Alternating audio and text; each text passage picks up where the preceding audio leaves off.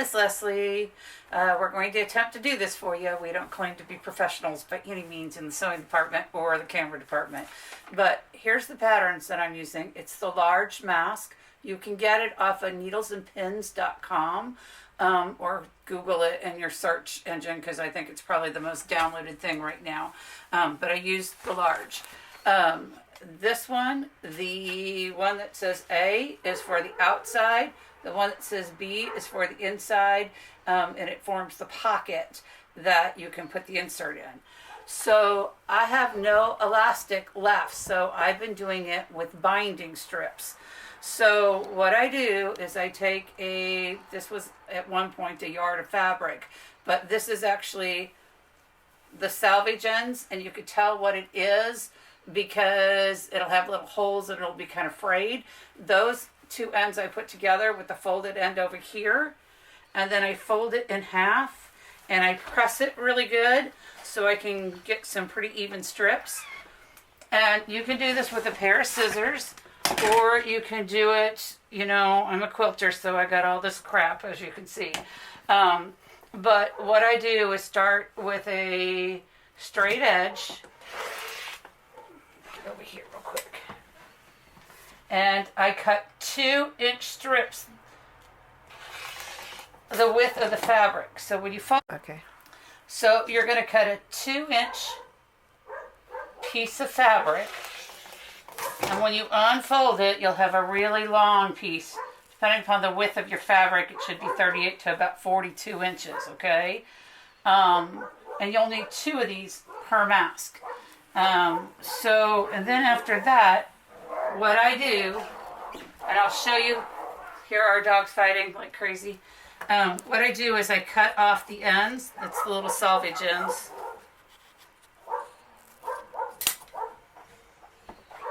And what you do, this is the most time-consuming part, and what I do, as you can see, is I get a whole pile of them going so I can just do an assembly line after I have so many of them done. But what you do is you fold this in half and iron it.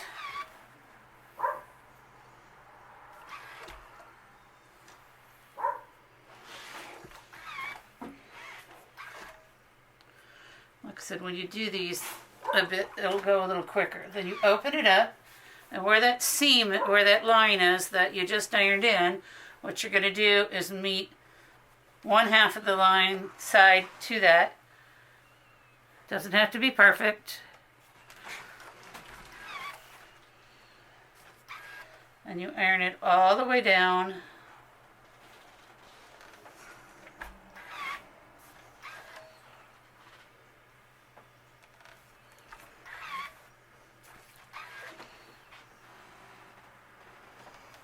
And then you do the same for the other side. So you can also buy this bias tape in stores, but I find this is a lot more economical, and once you start making them, you can whip them out pretty quickly.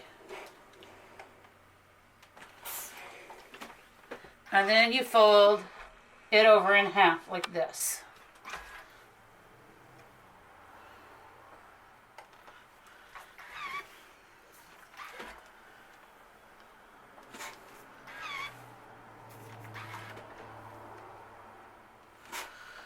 So when you're done, you're going to have a long strip. One side's going to have a fold, and the other side's going to have 2 folded ends that go together. So it'll be about, I don't know, maybe a ½ inch wide. Now I'll show you what I've got to do it with. Again, you have to cut the end off. If you forget to do that, you can do it at the end. But I have these little binding tools, and I got them off of Amazon. You can get them in Joann's. You can get them off of eBay. Just put in probably binding tool for quilting. But with these, you fold it in half, just right here at the edge, and get it kind of started. And you feed the end in here.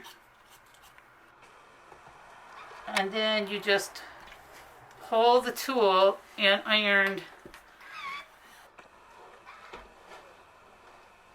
And these take 1 or 2 to kind of get used to doing this, but after that they just whiz right through pretty easily. And then all you have to do is fold it over.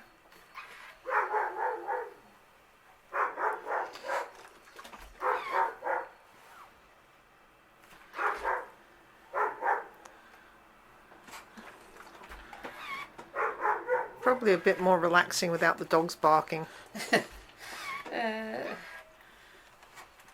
And that's a little simpler. You can kind of, make them through. Now, I have seen where people are taking a pin on their ironing board. And I tried this last night and I couldn't really get it too good. But they're just weaving it through so you have like a little thing, little mark. And then, let me see if I have one. They're doing the same thing as I did with that tool. They're folding it over, getting it started. Oh, not just getting it started that direction. And then, oops.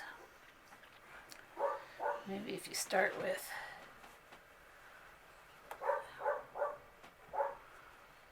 so they're doing a little thing like this. So when you feed it through, then it works kind of like that. You can iron it as it goes. Whoa. As it goes through. So you can try either one of those options to kind of see what goes on. This is working a little better today. Tried it last night. It wasn't working very well. But you have to kind of try to get it to stay in the middle of it.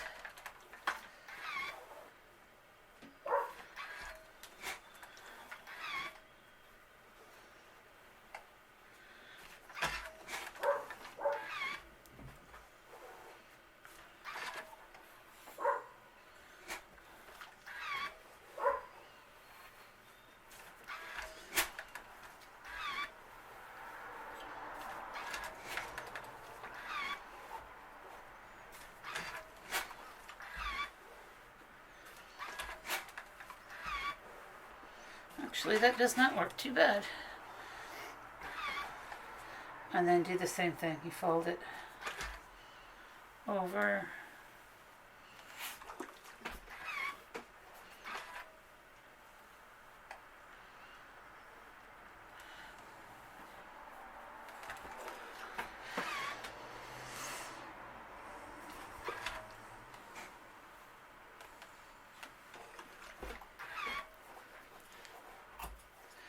To clip those ends at the beginning.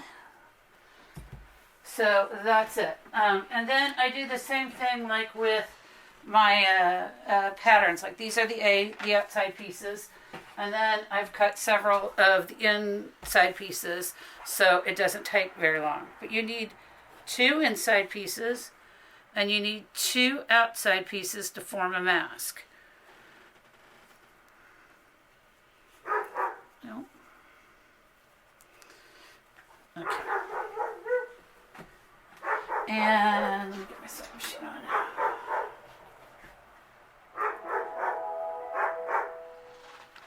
Dogs are barking like crazy.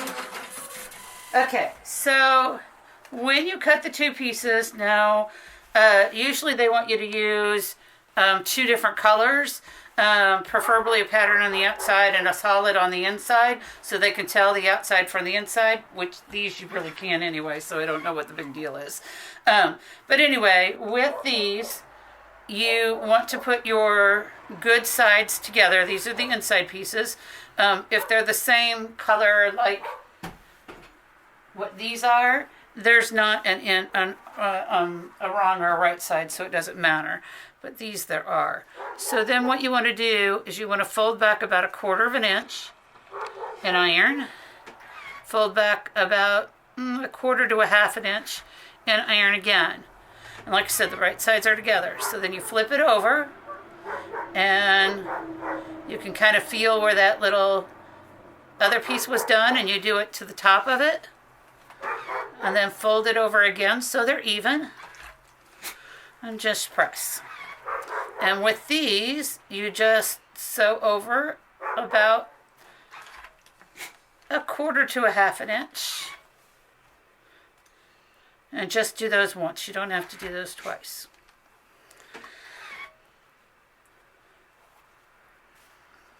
And those, actually, the good sides, the right sides go together with these two. Okay?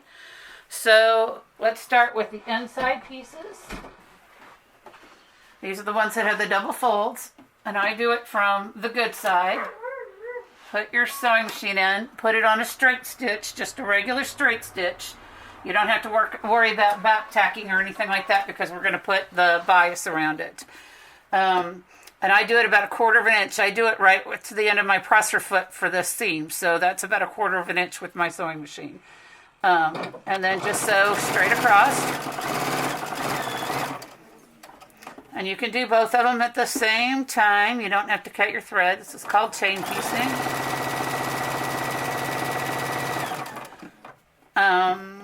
And you actually don't have to do those right now. And then just cut it. Take them apart.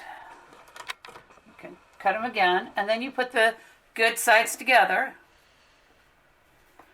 So your raw edges and seams are here.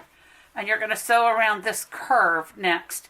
Now, I like to start at the part that doesn't have the foot. It almost looks like a little stocking, but I like to start at the heel of it. You just line them up the best you can. You can pin it if you need to. After you do so many, you don't need to. And again, you're going to take your presser foot and get it as close to this as you can, about a 1/4 inch away. Now with this, you do need to back tack because you're not going to pipe or put the bias tape on this. So just back tack a couple of stitches. And just follow that around. Go as slow as you need to. And then just curve that around. Oop, and I should have back tacked.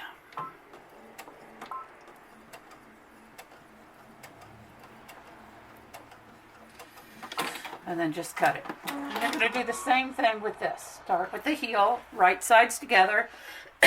Excuse me. And start with it right there. And don't forget to back tack so it stays pretty good. And slowly.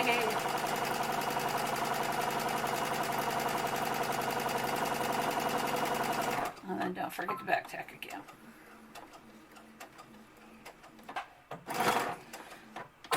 Okay.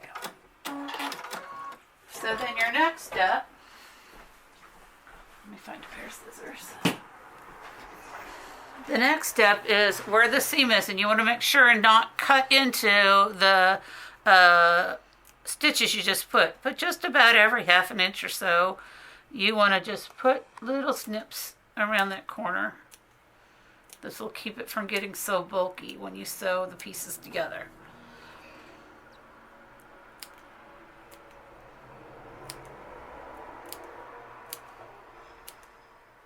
You do it on both pieces. And then you open the pieces up, kind of, give those seams kind of a good finger pull so they separate good. And turn this one so your right side is out. This one so your right side kind of goes this direction. But your seams, if you'll take see how the seam moves like this? You'll take one seam and fold it this way, and the other seam and fold it the opposite way. It'll be a little easier to sew with. And then you just try to get those seams aligned.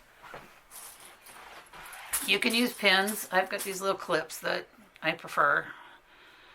And you just pin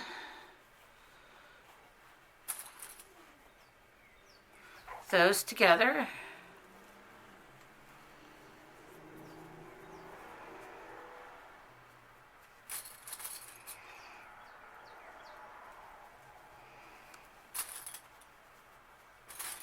The top part's the hardest because it's curved, but just kind of, take your hands and kind of get it down there. Once you make a few of these, they go the same way. They go really quickly. So the same thing down here. Make sure your seams are going opposite directions. pin there first. And these you don't need so many pins because it's fairly straight. And then what I do is what's left over here, I just kind of fold this down to here. Oops. Try to keep it somewhat straight. And press it. Same thing over here. And press it. And then back to the sewing machine. So it's all clipped together. And then what I do is I do it on a straight stitch, but I do just a stay stitch, or there's another word for it, but I can't think of what it is right now. And what it is a straight stitch, and I set my stitch length for as long as it'll go. So that way if there's anything, you know, showing, it comes out really quickly. And this will not be the last thing that, you know, that holds it all together. This is just a kind of temporarily hold it so you can do it. And I'm going to go down both edges as close as I can get to the edge. You know, again, about 1/4 to 1/8 of an inch. It's not.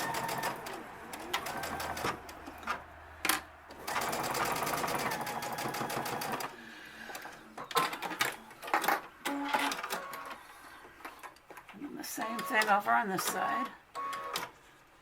My thread's gonna... Oops, I think I lost my thread. I did. Give me a minute to...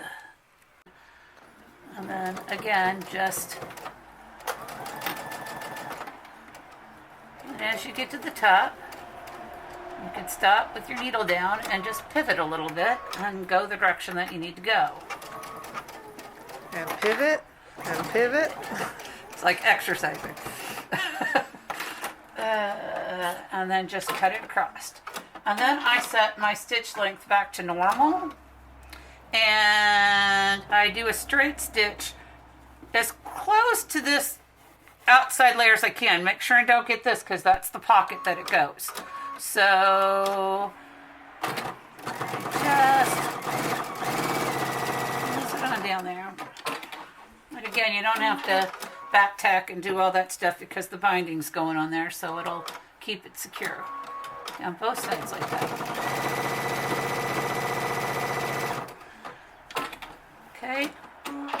So when you're done with that, it'll start looking like a mask. And you know, here I kind of got a pucker, and sometimes what I'll do is just pull this out a little bit and try to work that out. It's really not a big deal, see?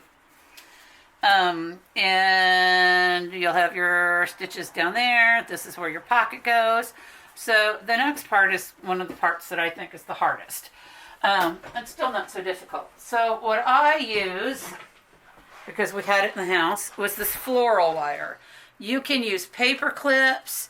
You can use the little ornament hooks. You can use, you know, anything that's kind of a small wire.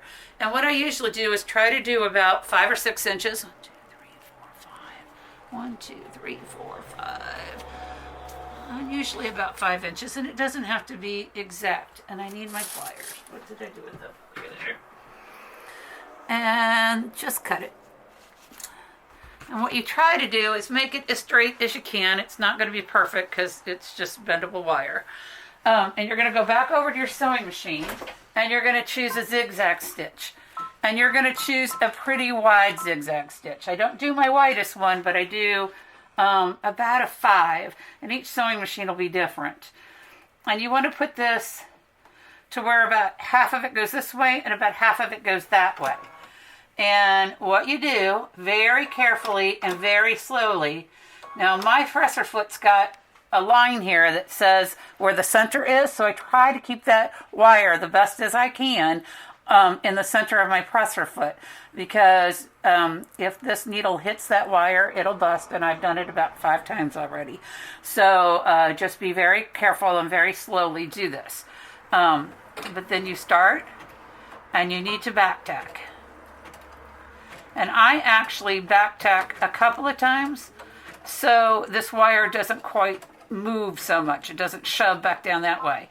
But you're going to try to get this as close to that stay stitch that you did.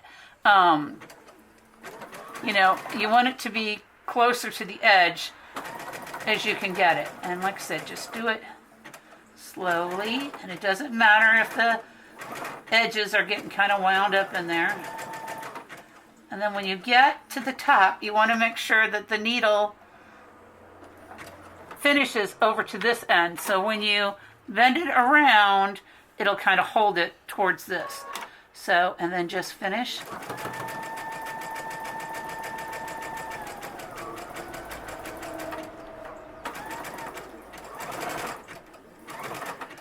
And then again, I back tack several times to kind of hold that in place and hopefully keep that from sticking out so much.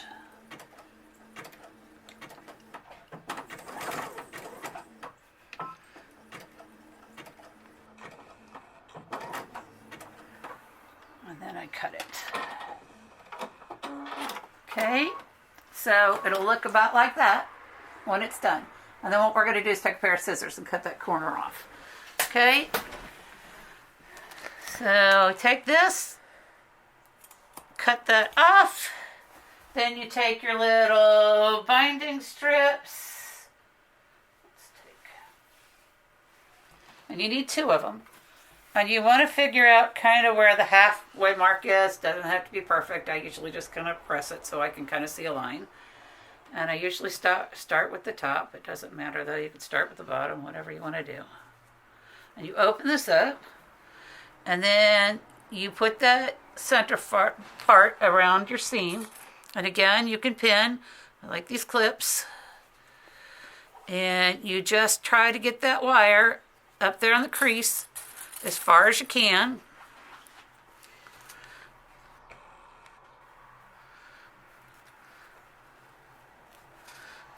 And lay it as smooth as you can.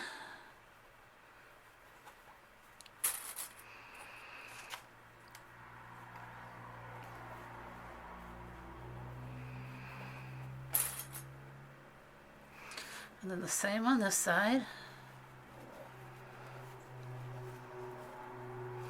And sometimes this top will kind of have a little bubble or won't lay real flat there. That's okay. It'll catch in the sewing machine, and it doesn't, like I said, it doesn't have to be perfect.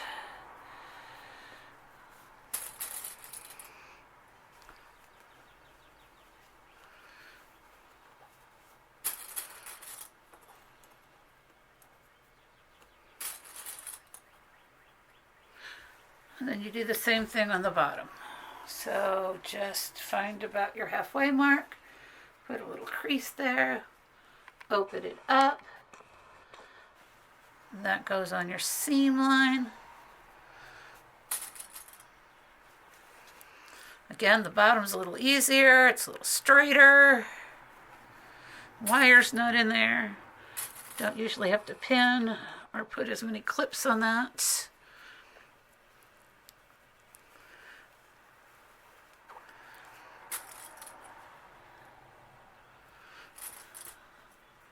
Okay, and then we go over to the sewing machine again.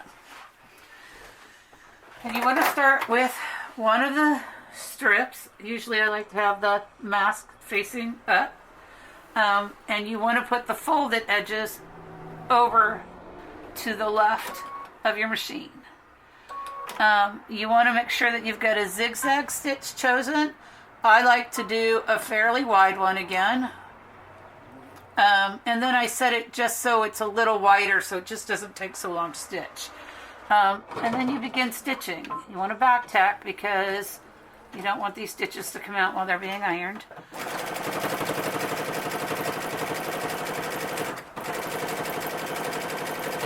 And you just try to stay in the center as much as you can.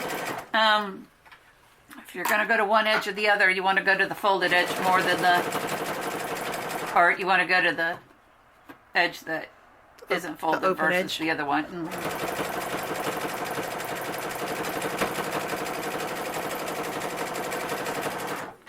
And then start pulling your pins out as you can hear it. Now you want to go slowly because you're this is the top, because you're approaching again this floral wire, and you don't want to hit that super hard with your sewing machine needle. And if you do, just replace your needle. And again, see how that's a little fold right there? It's okay to have a fold in there. Sometimes you just go up again and pivot a little bit.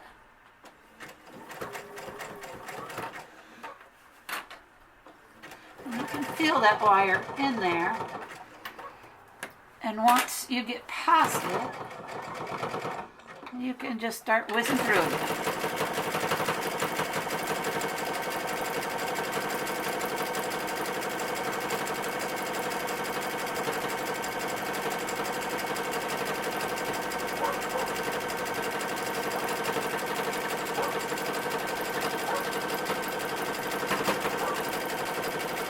When you get to the end, make sure and back tack.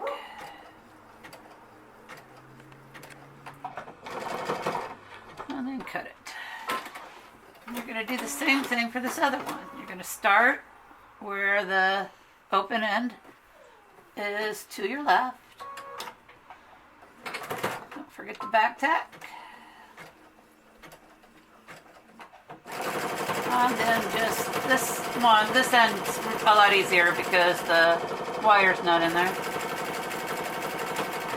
And just gently let your machine do all the work.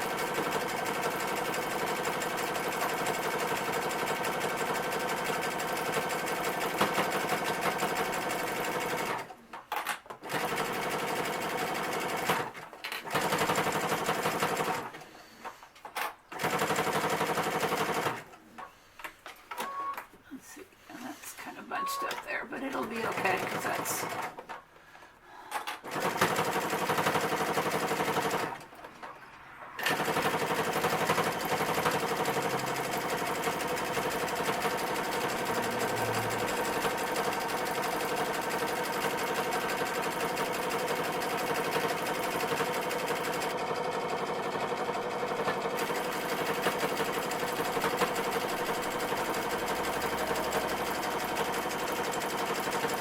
don't forget the back tack.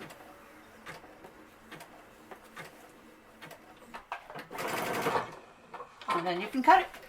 So it's got a pocket in the back, and then it's got the ties, which I think is, from the feedback I've been getting, is not, it doesn't hurt them so much. And then, it's got the nose piece that you can bend around and you can tie it and put your little inserts in it. And it's good. I have gotten on Amazon and gotten HEPA vacuum cleaner bags, and that's what we're using. You cut them. Usually they're about 3 inches to about 6 inches. And I've actually run a sewing machine, just thread down through those to kind of keep the layers together after I've cut them. And then they can insert them in here and it makes them a little safer. So hope this helps. Hope your family's safe. Let me know if you have any questions, okay? Love you guys. Bye.